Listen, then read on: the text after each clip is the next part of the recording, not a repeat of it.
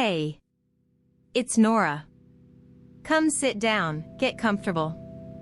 I went grocery shopping today, something I do every week, nothing special. But this time, I stood in the checkout line and looked at my receipt, and I just stared at it. Because the number didn't make sense. I buy roughly the same things every week. Same eggs, same bread, same coffee. And yet somehow the total was almost 30% higher than it was 2 months ago. So tonight, I want to figure out why. Together. No rush. Here's what I found. On March 4th, 2026, a strait you've probably never thought about, the Strait of Hormuz, this narrow little waterway between Iran and Oman, was shut down. And within days, oil went from $71 a barrel to over $120. Now, I know. Oil prices. Your eyes are already glazing over. But stay with me. Because that one number, $120, is the reason your eggs cost more, your gas costs more, and honestly, the reason a lot of people are lying awake at night right now doing math in their heads. Let me explain how oil connects to your kitchen. It sounds like a stretch, right? Oil is something that comes out of the ground in the Middle East. Your kitchen is where you make coffee at 6 a.m. But here's the thing, almost everything in your kitchen got there on a truck. And trucks run on diesel. Diesel went from $3.66 to $4.78 a gallon in about 4 weeks. That's a 30% jump. So the farmer who grows your tomatoes? His costs just went up. The factory that packages your cereal? Their costs went up. The truck that drives it all to your grocery store? Way up. And every single one of those increases gets passed down to you, standing there in the checkout line, wondering what happened. Actually, let me put some numbers on this. Food inflation in the US was running at about 2% before the war. Which is normal, barely noticeable. Now economists are saying it's heading toward 4%. That might not sound like much, but think about it this way. If your monthly grocery bill was $400, and for a family of 4, that's pretty modest. A jump to 4% inflation means you're paying an extra $16 a month. That's almost $200 a year. Just on food. Not eating better food, not eating more food. The exact same groceries, just more expensive. And that hits hardest for people who were already stretching their budget to begin with. Now, here's where it gets a little heavier.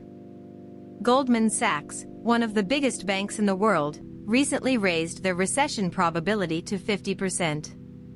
50-50. Like a coin flip. That honestly surprised me when I read it. And it's not just one data point.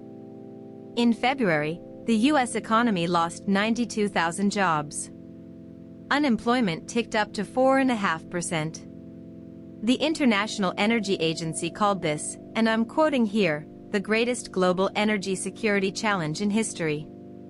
That's not a small statement. These are people who lived through the 1970s oil crisis, and they're saying this is worse. But I want to zoom out for a second. Because I think the scariest part isn't the numbers themselves. It's that most people don't see the connection. You notice your gas is more expensive. You notice your groceries cost more. But you might not connect it to a strait you've never heard of, halfway around the world. And that's how economics works. It's this invisible web. A shipping lane closes in the Persian Gulf, and 3 weeks later, a single mom in Ohio is choosing between buying milk or putting gas in her car.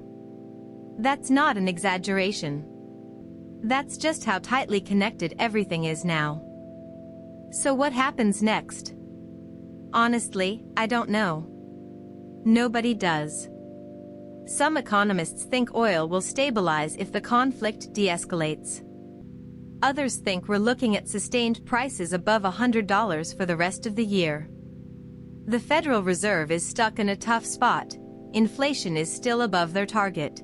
but raising rates further could push us into a real recession.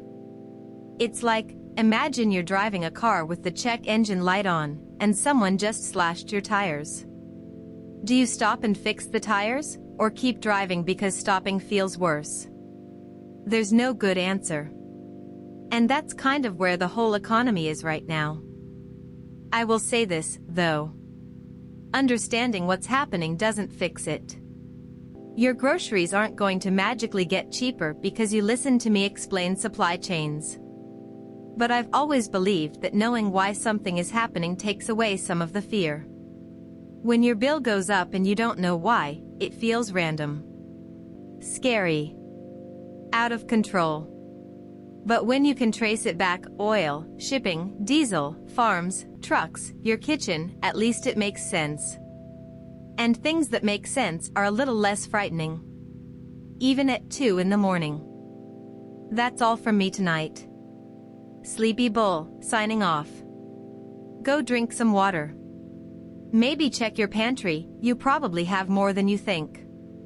And remember, the economy is just people. Millions of people making small decisions every day. Including you. You're going to be okay. Good night. I'll see you next time.